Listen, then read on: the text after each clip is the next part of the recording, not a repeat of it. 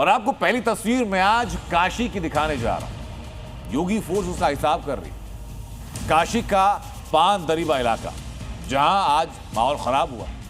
वहां करीब बकरा मंडी में एबीवीपी कार्यकर्ताओं ने बैन के बावजूद पशु के काटे जाने का आरोप लगाया। उसके बाद वहां हालात संभालने के लिए पुलिस को खासी मशक्कत करनी पड़ी।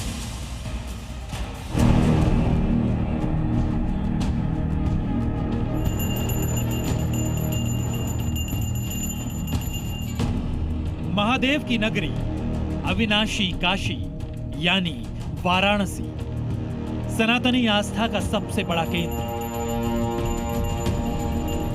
जहां हर दिन श्रद्धा का सैलाब उमड़ता है, जहां गली गली में भक्ति की गूंज सुनाई देती है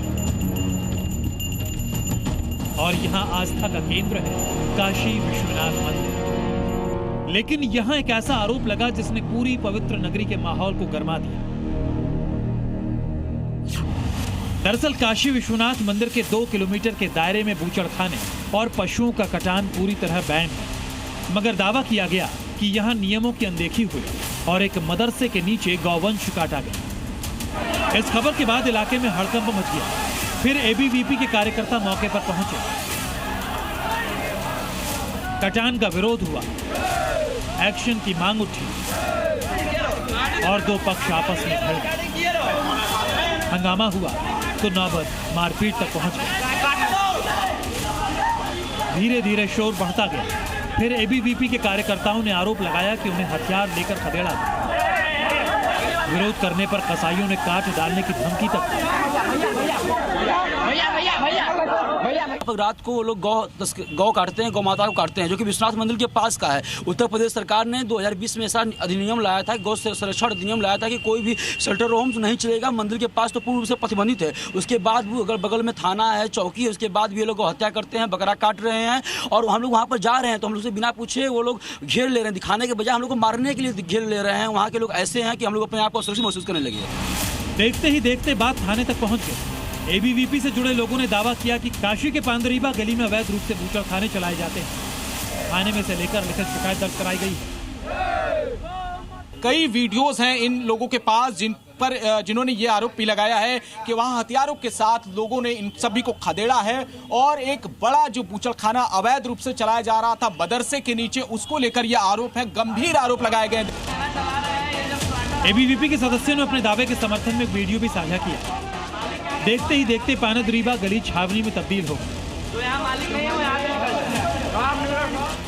सवाल उठे कि काशी विश्वनाथ मंदिर के 2 किलोमीटर के दायरे में किसी जानवर को काटना मना है, तो फिर आखिर ऐसा हुआ कैसे? मौके पर पुलिस के बड़े अधिकारी पहुंचे।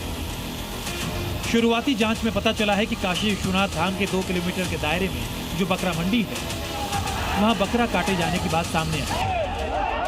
सामाजिक सौहार्द बिगाड़ने की कोशिश हुई है। साजिश के तहत यहां पर 25 की संख्या में एबीवीपी के सदस्य पहुंचे हैं, जिन्होंने खुद को काशी विद्यापीठ का छात्र बताया है। उनके खिलाफ भी अब यहां के मदरसा संचालक नदीम कुरैशी की तरफ से तहरीर दी जा रही है और इस पूरे मामले में दोनों तरफ से कार्रवाई की बात की जा रही है। फिलहाल पुलिस ने मौके का मुआयना किया है और इस पूरे इलाके में जहां अवैध बूचड़खाना बताया जा रहा था, वो महज एक बकरा मंडी निकला है। हालांकि पुलिस की तफ्तीश में किसी तरह की गौकशी की बात सामने नहीं आई, लेकिन ये बात जाहिर हो गई कि प्रतिबंधित इलाके में जानवर को काटा गया। लिहाजा इस मामले के साथ ही काटे गए जानवरों की तस्वीरों की भी जांच की जाएगी। मगर हिंदूवादी संगठनों के आरोप यहीं खत्म नहीं हुए। दावा यह भी किया जा रहा है कि मदरसे के पास रहने वाले हिंदू डर के साए में जी रहे हैं और पलायन करने को मजबूर हैं।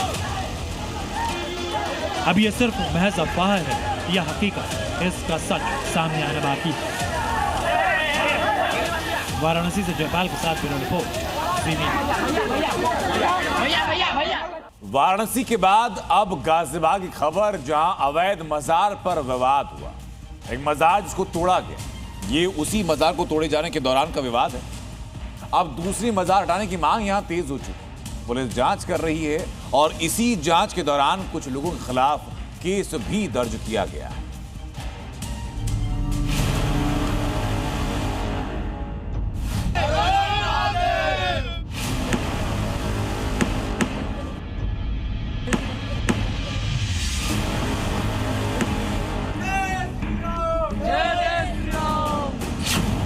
ये दोनों तस्वीरें यूपी के गाजियाबाद की हैं, जहां अवैध मजार को लेकर महाभारत छिड़ी। कुछ दिन पहले एक मजार को तोड़ दिया गया और अब उसका वीडियो वायरल हो रहा है। वहीं दूसरे अवैध मजार को तोड़ने के लिए कई दिनों से मांग की जा रही है। हाथ में हथौड़ा और मजार पर दनादन वार। मजार टूटती जा रही थी, मलबा हटाया जा रहा था। देखते ही देखते मजार को पूरी तरह समतल कर दिया गया। ये तस्वीरें बिहारी नगर इलाके की हैं। यहाँ एक मजार बनी हुई थी जिसे हिंदू संगठन के लोगों ने तोड़ डाला, जिसका वीडियो भी वायरल है। वीडियो में दावा किया गया है कि जिस स्थान पर यह मजार बनी थी वो सड़क के बीच या किनारे पर थी, जिससे आने जाने में परेशानी होती थी। इसी मुद्दे को आधार बनाकर कुछ लोग पहुंचे और मजार को तोड़ डाला। इस दौरान धार्मिक नारे भी लगाए गए। वीर बजरंगी।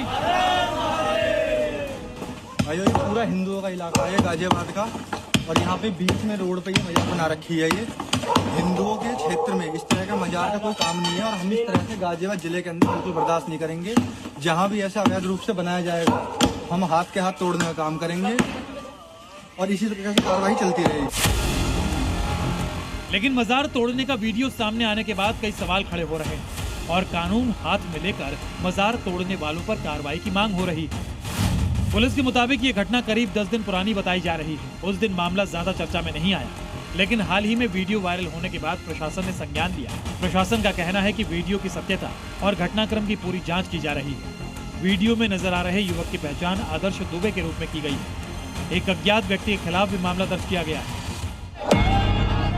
गाजियाबाद में ही अवैध मजार पर एक और मामला गर्म है। यहाँ हिंडन पुल के नीचे बने मजार को हटाने की मांग तेज है। कुछ दिन पहले इसका पत्थर भी तोड़ दिया गया था।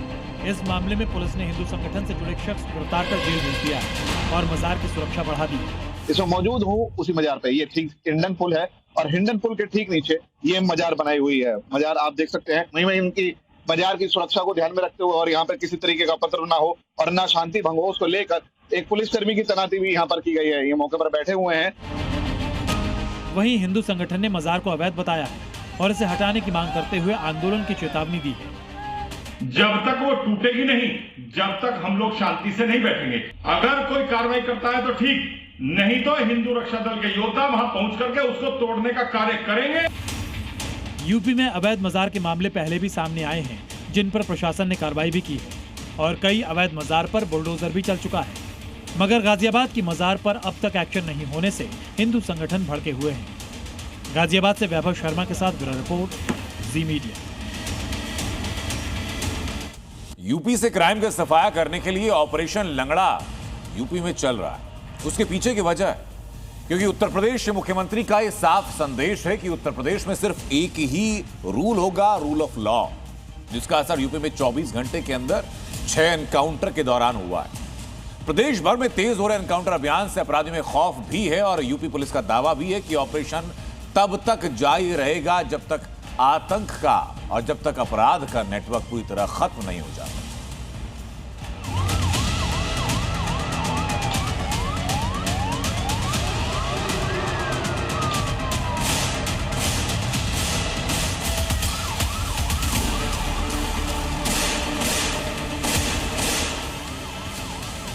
यूपी की नई पहचान, क्राइम पर जीरो टॉलरेंस।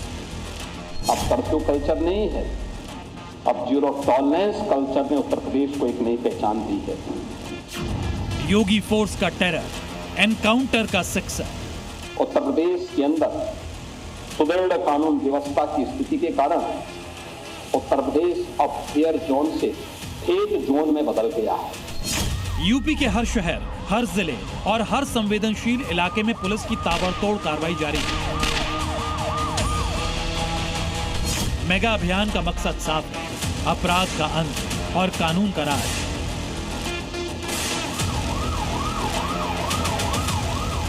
ये 5 तस्वीरें यूपी में योगी फोर्स के दनादन एनकाउंटर की पूरी कहानी बयां कर रही हैं। मथुरा से लेकर सहारनपुर, बलिया से मुजफ्फरनगर तक योगी फोर्स का एक्शन साफ नजर आ रहा है और अपराधियों का गैंग लंगड़ा रहा है। एनकाउंटर की यह तस्वीर सहारनपुर की है, जहां योगी फोर्स ने गौ तस्कर पर शिकंजा कसा है। पुलिस चेकिंग के दौरान बाइक सवार 2 संदिग्धों को रोकने की कोशिश की गई, लेकिन गौ तस्कर जंगल की ओर भागने लगे और फायरिंग कर दी। पुलिस की जवाबी फायरिंग में गौ तस्कर के पैर में गोली लगी। घायल गौ तस्कर की पहचान कलीम के तौर पर हुई है, जिसके खिलाफ गौकशी और लूट समेत कई आपराधिक मामले दर्ज हैं। वहीं हरदोई में टेंट कारोबारी की सनसनीखेज हत्या में शामिल एक आरोपी से योगी फोर्स की मुठभेड़ हुई और पैर में गोली लगने से आरोपी घायल हो गया। पुलिस ने उसकी निशानदेही पर खून से सने कपड़े, तमंचा, कारतूस और बाइक बरामद की। पुलिस का कहना है कि जुए में कर्ज लेकर हारने के बाद जब रुपए मांगे तो साथियों के साथ मिलकर हत्या कर दी थी। यमुना एक्सप्रेस वे पर लूट करने वाले गैंग का भी योगी फोर्स ने बुलेट वाला इलाज कर दिया है। मथुरा पुलिस ने कासिमपुर अंडरपास के पास मुठभेड़ में 2 बदमाशों को गिरफ्तार किया। मानवेंद्र और मोनू गोली लगने से घायल हुआ, जबकि अजीत भी दबोच लिया गया। पुलिस ने यमुना एक्सप्रेसवे लूट में इस्तेमाल कार, अवैध तमंचा और नकदी भी बरामद की है।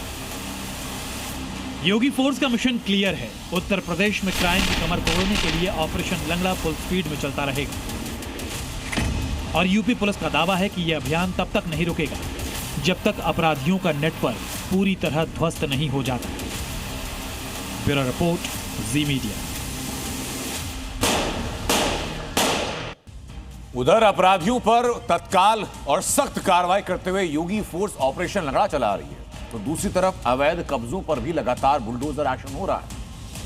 लखीमपुर खीरी की तस्वीर में दिखाता हूं आपको। मेरे पीछे की तस्वीरें आप देख रहे हैं जहां बुलडोजर एक्शन है। इटावा, ग्रेटर नोएडा में भी ऐसी ही तस्वीरें सामने आई। जहां जहां अवैध कब्जा हो रहा है, जहां जहां अवैध कब्जेधारी हैं, बुलडोजर पहुंच रहा है और याद दिला रहा है कि कानून का हंटर जब चलेगा तो हर एक अपराध का हिसाब ऐसे होगा।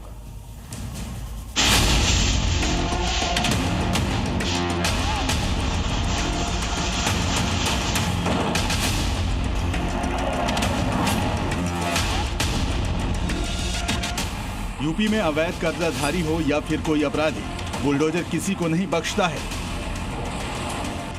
हर गुनाह का इंसाफ करता है।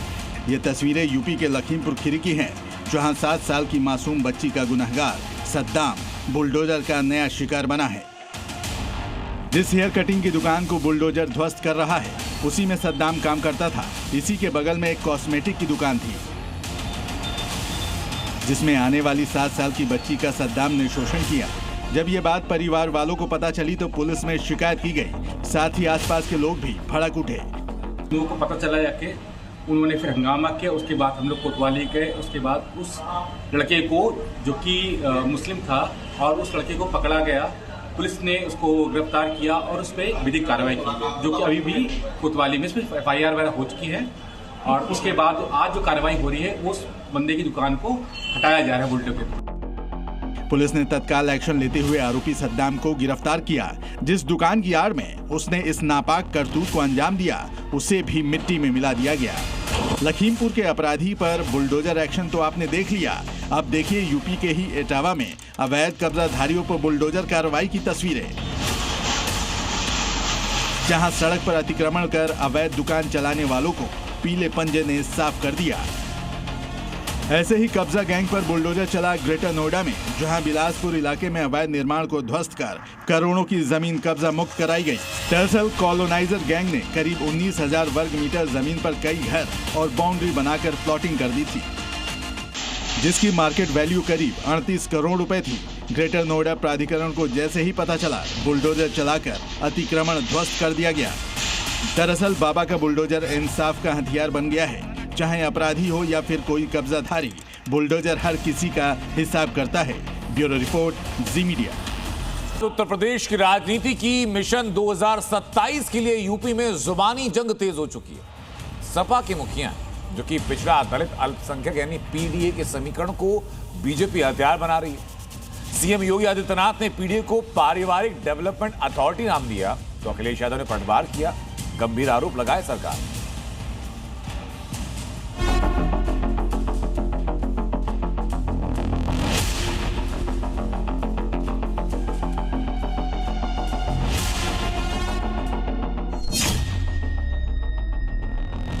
योगी का PDA अटैक।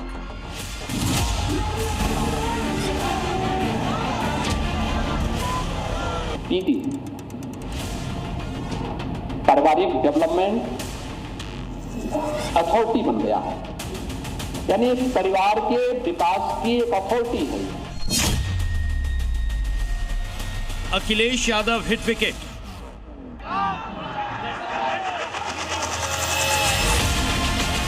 सच्चाई ये है, उपद्रव, लोगों में झगड़ा कराना, हिंदू मुसलमान करना, आगजनी कराना, नफरत फैलाना, ये मुख्यमंत्री जी का काम रहा है।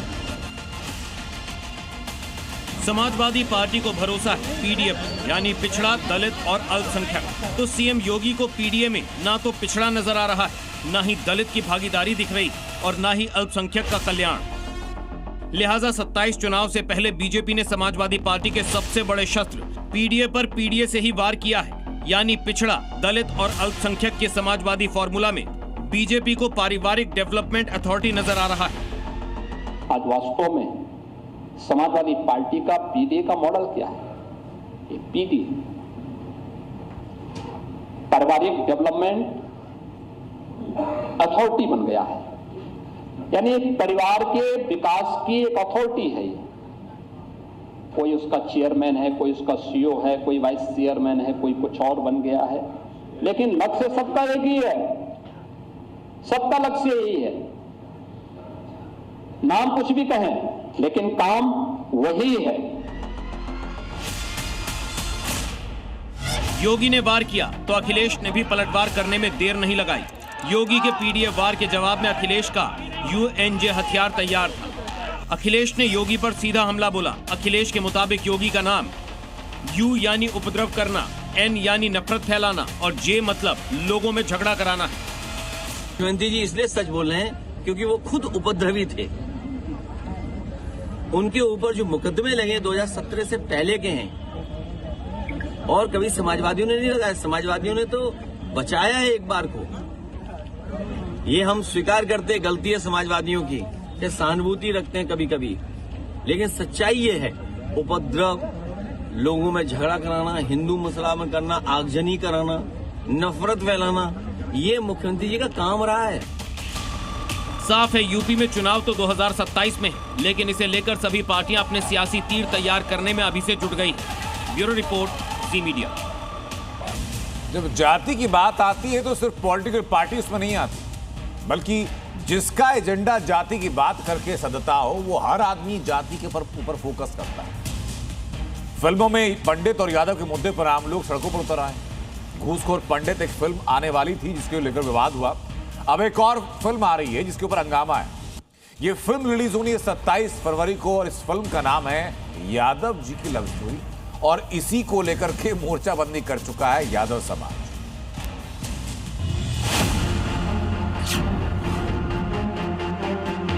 यादव जी की लव स्टोरी बिल्कुल शीर्षक नहीं होना चाहिए और हम इसका, हमारा यादव समाज इसका कड़ा विरोध करता है। यादव जाति को टारगेट किया गया। हम अपनी समाज की बेटी का अपमान नहीं सहेंगे, फिल्म को बैन किया जाए। फिल्म यादव जी की लव स्टोरी, फिल्म के टाइटल का विरोध, सड़कों पर उतरे यादव समाज की कड़ी आपत्ति, संभल के थाने में शिकायत दर्ज।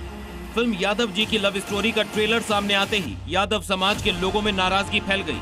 यादव समाज का आरोप है कि फिल्म में जानबूझकर यादव जी शब्द का इस्तेमाल कर समाज को बदनाम करने की कोशिश की गई। उनका कहना है कि फिल्म में एक यादव समाज की बेटी को मुस्लिम युवक के साथ प्रेम संबंध में दिखाकर लव जिहाद जैसा एंगल जोड़ा गया है, जिससे सामाजिक सौहार्द बिगड़ सकता है। अपमान कर रहे हैं हमारे समाज की बेटी का। हम अपनी समाज की बेटी का अपमान नहीं सहेंगे और हम ये चाहते हैं कि ये फिल्म रिलीज ना होने दिया, इस फिल्म को बैन किया जाए ताकि हमारे समाज की छवि धूमिल न हो।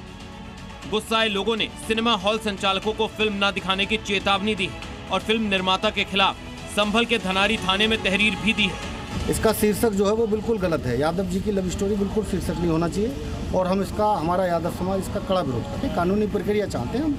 ये गलत तरीके की असामाजिक तत्व नहीं होने चाहिए समाज में। हमारे यादव समाज के सभी युवा साथियों ने, और जनपद संभल में ही नहीं बल्कि पूरे उत्तर प्रदेश में और बल्कि देश में भी इस मूवी का हम लोग विरोध कर रहे हैं, क्योंकि इसमें विशेष तौर से एक ही जाति को, यादव जाति को टारगेट किया गया है। फिल्म के निर्देशक अंकित भड़ाना है और इसमें प्रगति तिवारी और विशाल मोहन मुख्य भूमिका में नजर आ रहे हैं। कहानी एक यादव युवती और मुस्लिम युवक की प्रेम कहानी पर आधारित बताई जा रही है। फिल्म के निर्माताओं का दावा है कि ये सिर्फ एक लव स्टोरी है जिसमें परिवार और समाज के दबाव को दिखाया गया है, लेकिन रिलीज से पहले ही विवाद गहराता जा रहा है। ये जो फिल्म बन रही है ये एक जो है धर्म को देख के टारगेट किया जा रहा है। इस पे हम जो है यादव समाज के साथ हैं और यादव समाज के सम्मान, जाति विवाद पे इस तरीके का माहौल बनाया जा रहा है। यादव जी की लव स्टोरी और वेब सीरीज जो है घूसखोर पंडित, उस दोनों का जो टाइटल है उसमें अंतर है, लेकिन किसी व्यक्ति जो जाति विशेष पे ऐसी वेब सीरीज और पिक्चरें नहीं आनी चाहिए। जाति वे फिल्म नहीं बननी चाहिए, ऐसे इतने गाने बने। और एक बात और है, सरकार पर मुद्दे नहीं रहेंगे तो बॉलीवुड में घुस आए हैं। अगर कुछ गलत है मूवी में तो इसमें जल्दी से कार्रवाई करनी चाहिए। आपको बता दें, इससे पहले फिल्म घूसखोर पंडित को लेकर भी भारी बवाल हुआ था। ब्राह्मण समाज के विरोध के बाद फिल्म निर्माताओं और OTT प्लेटफॉर्म को फिल्म का टाइटल बदलना पड़ गया था। अभी ये विवाद ठंडा भी नहीं पड़ा था कि फिल्म यादव जी की लव स्टोरी के विवाद ने तूल पकड़ लिया है। अब देखना होगा कि 27 फरवरी को फिल्म पर्दे पर आती है या फिर टाइटल और कहानी में बदलाव होता है। ब्यूरो रिपोर्ट, जी मीडिया। आपने जिले में कलेक्टर के बारे में सुना होगा, जो शहर में कमिश्नर के बारे में सुना होगा, थाने में एक इंचार्ज के बारे में सुना होगा, लेकिन क्या कभी आपने पूरे शहर में महिला अपराधों की शिकायत दर्ज करने के लिए सिर्फ एक सब इंस्पेक्टर के बारे में सुना है? ये हो रहा है, और ये हो रहा है मध्य प्रदेश की राजधानी में भोपाल में, जहां पुलिस डिपार्टमेंट का हाल ऐसा है कि 3 दर्जन थानों में सिर्फ एक महिला पुलिसकर्मी है, शहर की आधी आबादी की जिम्मेदार उठाने वाली।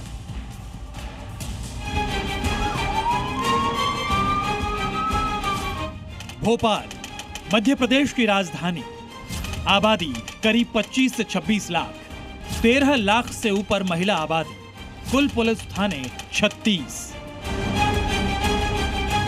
लेकिन पूरे शहर में नाइट ड्यूटी पर सिर्फ एक महिला पुलिसकर्मी, नाम आरती धुर्वे, सब इंस्पेक्टर। और यही वो इकलौती महिला सब इंस्पेक्टर हैं जो रात के वक्त भोपाल के किसी भी थाने में आई महिला फरियादी की FIR दर्ज करने पहुंचती हैं। मध्य प्रदेश की राजधानी भोपाल के 32 थानों की जिम्मेदारी महिला अपराध से जुड़े हुए एक महिला पुलिसकर्मी संभालती है। भरोसा नहीं हो रहा है तो भरोसा कर लीजिए, ये सनसनीखेज रिपोर्ट में आपको दिखा रहा हूं। भोपाल पुलिस की अनोखी व्यवस्था ने हमें हैरान कर दिया। जी न्यूज ने भोपाल में रात के वक्त महिलाओं की शिकायत सुनने के लिए सिर्फ एक महिला पुलिसकर्मी होने की खबर की पड़ताल की। नाइट ड्यूटी में रहने वाली इकलौती सब इंस्पेक्टर से भी बात की, लेकिन उससे पहले हमारे संवाददाता प्रमोद शर्मा ने शहर के 36 में से 5 थानों का रात में जायजा लिया। सबसे पहले जी न्यूज पहुंचा भोपाल के बैरागढ़ थाने, जहां हमें पता चला कि यहां महिला स्टाफ नहीं है। कोई पीड़िता आती है तो उसी महिला सब इंस्पेक्टर को बुलाया जाता है। ये बैरागढ़ थाना है। यदि रात को कोई महिला अपराध, महिला से जुड़ा मामला आता है तो FIR कैसे होगी? कंट्रोल रूम को सूचना देते हैं, वहाँ पे महिला रहती है, वो आती है। यहाँ पे नहीं है आपके थाने में? नहीं, अभी तो नहीं है। वो कंट्रोल रूम रहती है, एक कंट्रोल रूम में जो ड्यूटी होती है उसी के भरोसे रहती है। नहीं, महिलाएं वो यहाँ से आप फोन करेंगे, आ जाती है, वो भेजेंगे, वही प्रोसेस है। अच्छा, मामला बेहद गंभीर था, लिहाजा इसकी हकीकत जानने के लिए जी न्यूज की टीम रात के वक्त भोपाल के दूसरे थानों में पहुंची। भोपाल के लोक भवन से महज 100 कदम की दूरी पर मौजूद अरेरा हिल्स थाना हो, सबसे ज्यादा महिला अपराध के लिए जाना जाने वाला जहांगीराबाद थाना हो या फिर थाना तलैया हो, हर थाने में एक जैसा हाल था। हर थाना रात में बिना महिला पुलिस के काम कर रहा था। ये श्यामला LCM हाउस से एकदम सटा हुआ थाना है और यहाँ पर भी वही हालात है। अंदर की तस्वीर देख लीजिए, आपको यहाँ पर कोई तैनाती नजर नहीं आएगी। दिखा दें भैया तस्वीर।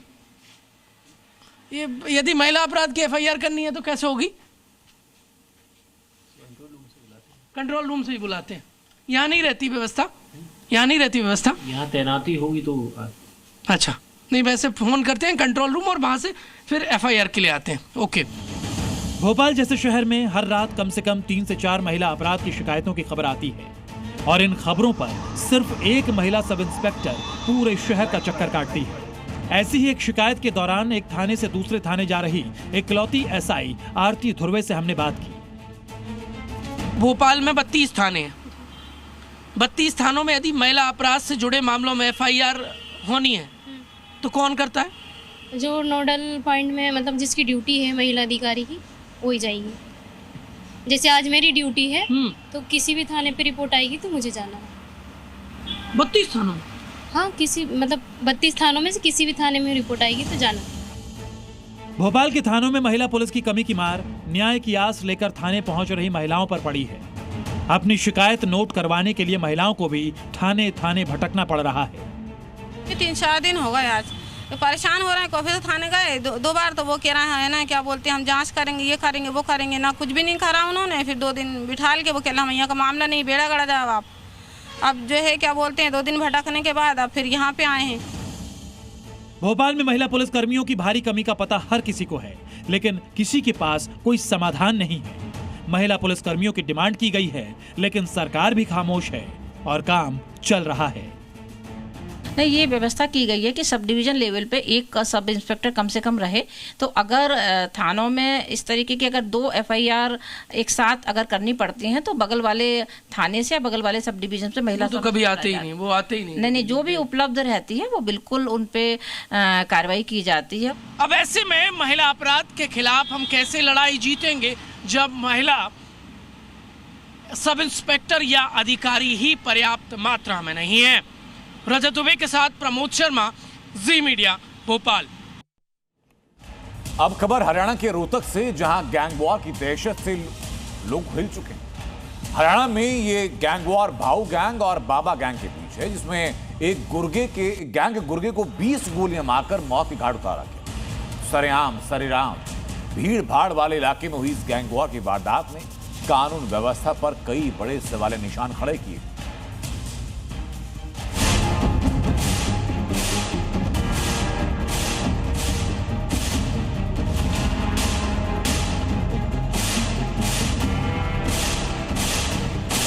तारीख 16 फरवरी, वक्त शाम 6:45, जगह रोहतक, हरियाणा।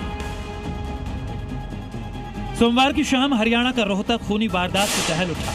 दिल्ली बाईपास पर हुए गैंग वॉर में बदमाशों ने ताबड़तोड़ फायरिंग की, जिसमें एक शख्स की मौत हो गई। जानकारी के मुताबिक ये गैंग वॉर हिमांशु भाऊ और सन्नी रिटोला उर्फ बाबा गैंग के बीच हुई। इस खूनी वारदात को हिमांशु भाऊ गैंग के हत्यारों ने अंजाम दिया, जिसमें बाबा गैंग के दिनेश गोगा पर ताबड़तोड़ फायरिंग की गई। खबरों के मुताबिक दिनेश गोगा को 20 गोलियां मारी गई, जिससे उसकी मौके पर ही मौत हो गई।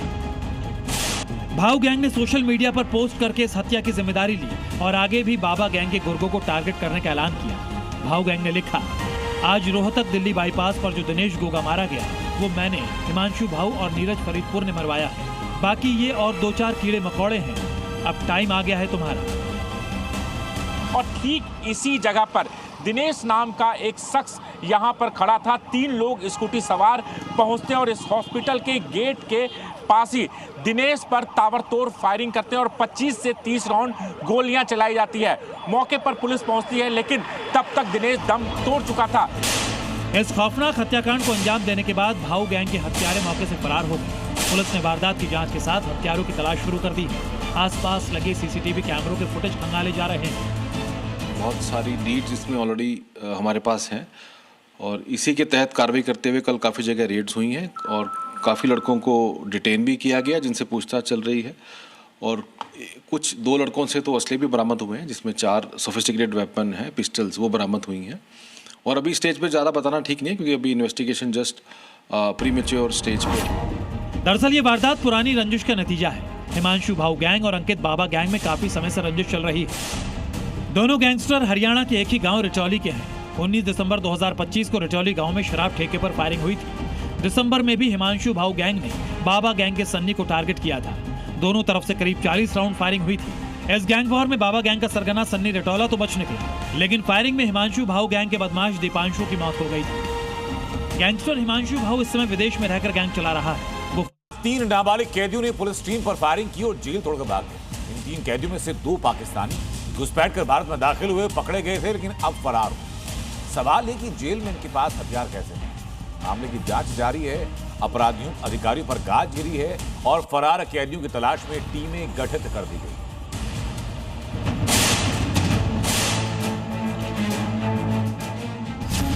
जम्मू में जेल ब्रेक, मास्टरमाइंड कौन? पहले तेजधार हथियार से यहाँ पर हमला किया और एक देसी पिस्टल जो है वो भी इनके पास मौजूद थी, जिससे इन्होंने लगातार फायरिंग। पुलिस पर फायरिंग कर भागे पाक कैदी, वो भी बताया जा रहा है कि किसी कुख्यात गैंग से यहाँ पर उसका ताल्लुक था और लगातार यहाँ पर फायरिंग करने के बाद ये तीनों फरार हुए। बड़ा सवाल, जेल में हथियार कैसे पहुंचे? दोनों को यहाँ पर, ये दोनों निवासी जो पाकिस्तान के हैं, उनके अगर हवाले किसी तरह का हथियार उनके पास है तो कहीं ना कहीं किसी बड़ी आपराधिक वारदात को वो अंजाम दे सकते हैं। ये तस्वीरें देखिए, ये कोई फिल्मी सीन नहीं है, ना ही कोई शूटिंग हो रही है। ये तस्वीरें जम्मू के RS-पुरा के बाल सुधार गृह की हैं। देखिए कैसे हमलावर कमरे से निकलते हैं हाथ में बंदूक लिए और वहां मौजूद पुलिसकर्मियों पर फायरिंग शुरू कर देते हैं। फायरिंग की आवाज से जेल में हड़कंप मच गया और मौके का फायदा उठाकर ये तीनों जेल से भाग गए। पाकिस्तानी नागरिक एहसान अनवर, मोहम्मद सनाउल्लाह और भारतीय कैदी करणजीत सिंह उर्फ गुग्गा, ये वो 3 कैदी हैं जिन्होंने जम्मू में जेल ब्रेक की है, जिन्होंने प्रशासन को चुनौती दी है, जिन्होंने खुलेआम पुलिस की टीम पर फायरिंग की है, जिन्होंने बता दिया है कि जेल के सिस्टम में बहुत गड़बड़ी है। 2 पुलिसकर्मी घायल हुए हैं। जख्मी हेड कांस्टेबल प्रवीण कुमार के मुताबिक बाल सुधार गृह में बंद करीब 27 नाबालिग आपस में झगड़ रहे थे। जब उन्हें शांत करवाने की कोशिश की गई तो तीनों नाबालिग ने अचानक हमला कर दिया और वो जेल तोड़कर भाग गए। फरार करणजीत सिंह उर्फ गुग्गा पर कई थानों में 11 आपराधिक मामले दर्ज हैं। उसका नाम घटारू हत्याकांड में भी आया था। वहीं पाकिस्तानी नागरिकों में सना अल्लाह सितंबर 2021 को राजौरी के केरी सेक्टर में घुसपैठ करते पकड़ा गया था। दूसरा पाकिस्तानी एहसान अक्टूबर 2019 को पुंछ में घुसपैठ करते दबोचा गया था। नाबालिग होने के कारण अब दोनों को बाल सुधार गृह में रखा गया था। फरार कैदियों की तलाश के लिए स्पेशल टीमें गठित की गई हैं और अलग अलग जगहों पर रेड की जा रही है। इस घटना के बाद अलर्ट जारी कर दिया गया है। चप्पे चप्पे पर जवानों की तैनाती है। जम्मू के विभिन्न इलाके, बॉर्डर एरिया से लेकर जितने बस स्टैंड या उसके आसपास के इलाके हैं, रेलवे स्टेशन के आसपास के इलाके हैं, वहां पर तलाशी अभियान जो है वो तेज किया गया है। पूरी तरह से कोशिश यही है कि जल्द से जल्द इन अपराधियों को पकड़ा जा सके। मुनीर की गुर्गी नहीं, अब खुद मुनीर का बचना मुश्किल है। पाकिस्तान में मुनीर और शहबाज के पास गिनती के दिन हैं। जेल में मुनीर के गुर्गों ने इमरान को न किया तो इमरान समर्थकों ने पूरे पाकिस्तान में मानो आग लगा दी। कोई ऐसा शहर बाकी नहीं जहां इमरान खान के समर्थक कब्जा करने के लिए आमादा ना हो।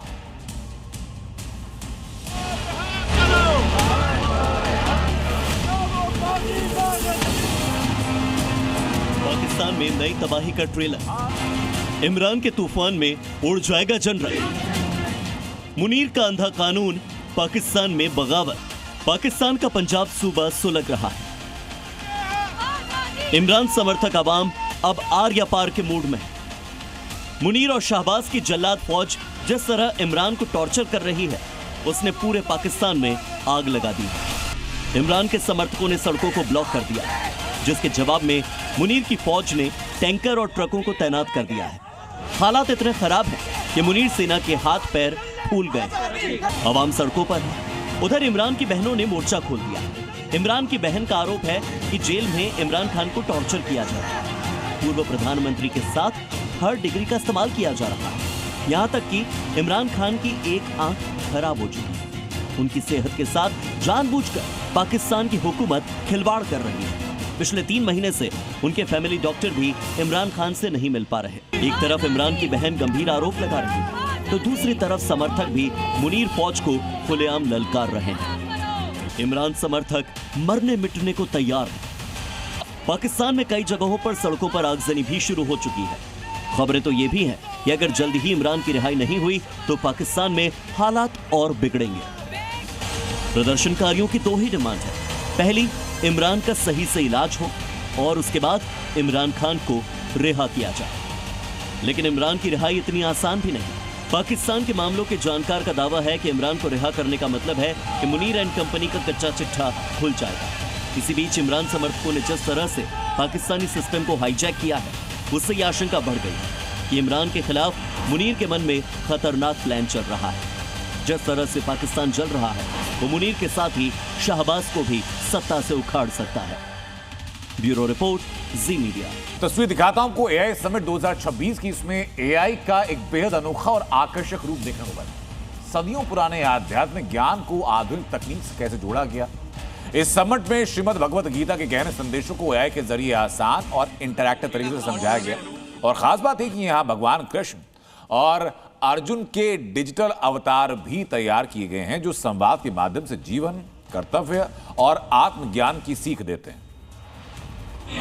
ये AI महाभारत आप देख रहे हैं, जो कि इस टाइम AI समिट में जियो का काउंटर है और उसी का कैसे टेक्नोलॉजी पौराणिक जो कैरेक्टर्स हैं उनको जीवंत कर देती है, ये उसी का एक उदाहरण है। और रुपीश मेरे साथ हैं जो कि बताएंगे कि ये टेक्नोलॉजी क्या है, कैसे इसका इम्प्लीमेंटेशन किया जाता है और क्या क्या इसमें चीज में हो रहा है। सब बताइए, if you can brief the model.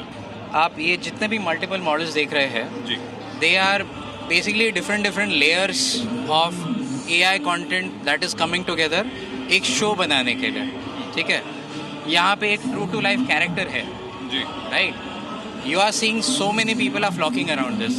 ये कैरेक्टर देख के लोग यहाँ पे खड़े होकर फोटो ले रहे हैं, सेल्फीज ले रहे हैं, वीडियोस कैप्चर कर रहे हैं, राइट। दैट्स बिकॉज कैरेक्टर के डिटेल्स लोग नोटिस कर रहे हैं। It is almost like he standing in front of you in flesh and blood, right. So ये एक इंटरैक्शन है। Imagine if you get a option और अ चांस इन लाइफ कि आप अर्जुन से या फिर श्री कृष्ण से खुद गीता के सवाल पूछ पाए और आपको जवाब दे। ये वैसे ही सवाल रखे गए। एक बार आप ये सवाल भी दिखाइए कि इंटरेक्शन के लिए सबसे खूबसूरत चीज़ है कि इसमें महाभारत में एक धर्म युद्ध हुआ है और उसमें 4 सवाल अलग अलग दिए गए कि अपने युद्ध क्षेत्र में भय का सामना करने से क्या सीखा, एक सच्चे योद्धा की पहचान क्या होती है, कृष्ण ने आपको एकाग्रता के बारे में क्या सिखाया और क्रोध के बारे में क्या। इसमें से किसी भी सवाल को हम चुन सकते हैं, उसका उत्तर कहाँ आएगा। चलिए, सवाल नंबर 1 कि आपने युद्ध क्षेत्र में भय का सामना करने से क्या सीखा। अभी यहाँ पे देखिए, अच्छा, इसका पिक्टोरियल रिप्रेजेंटेशन यहाँ पे आएगा। ये अद्भुत मतलब फीलिंग है इस चीज को महसूस करने की आप महाभारत से संबंधित सवाल पूछें और एक लगभग जीवंत वर्जन में एक व्यक्ति आपके सामने उसका उत्तर देता हुआ आए। वहीं केंद्रीय मंत्री अश्विनी वैष्णव ने AI समिट को लेकर कहा कि 3 लाख से ज्यादा छात्र छात्राओं और रिसर्चर्स ने रजिस्ट्रेशन किया। कई सेशन फुल हाउस रहे और युवाओं में जबरदस्त उत्साह है। इंडिया AI समिट में इस वक्त हमारी मौजूदगी है और हमारे साथ केंद्रीय मंत्री अश्विनी वैष्णव है। सर, सबसे पहले यही सवाल जो हम सभी से पूछ रहे हैं, आपको यहाँ आकर कैसा लग रहा है? AI समिट में बहुत एनर्जी है और विशेषकर युवाओं में बहुत उत्साह है। विश्व का सबसे बड़ा AI समिट है ये, और विशेषकर जिस तरह से भारत के स्टार्टअप्स ने जो नई एनर्जी दिखाई है और जिस तरह से माननीय प्रधानमंत्री श्री नरेंद्र मोदी जी ने डिजिटल पब्लिक इंफ्रास्ट्रक्चर के माध्यम से देश में एक बड़ा फ्रेमवर्क क्रिएट किया है, तो विश्व में पॉपुलेशन स्केल प्रॉब्लम्स को सॉल्व करने का एक जो विश्वास है वो भारत पर है। सर, डीप फेक एक बहुत बड़ा नेशनल सिक्योरिटी थ्रेट है, उसको लेकर किस तरह का काम किया जाएगा और AI एक ब्लेसिंग होगा या कहीं ना कहीं इसको लेकर, देखिए कोई भी अच्छी चीज़ आती है तो उसके साथ परेशानियां भी आती है, उसको कैसे टैकल करेंगे? हमें इन दोनों को बैलेंस करना चाहिए। हर नई टेक्नोलॉजी के बहुत सारे बेनिफिट्स भी होते हैं और कई तरह के नुकसान होने की संभावना भी रहती है, तो उसमें इंडस्ट्री और सरकार और सारा सिस्टम मिलकर दोनों चीज़ों को बैलेंस करे।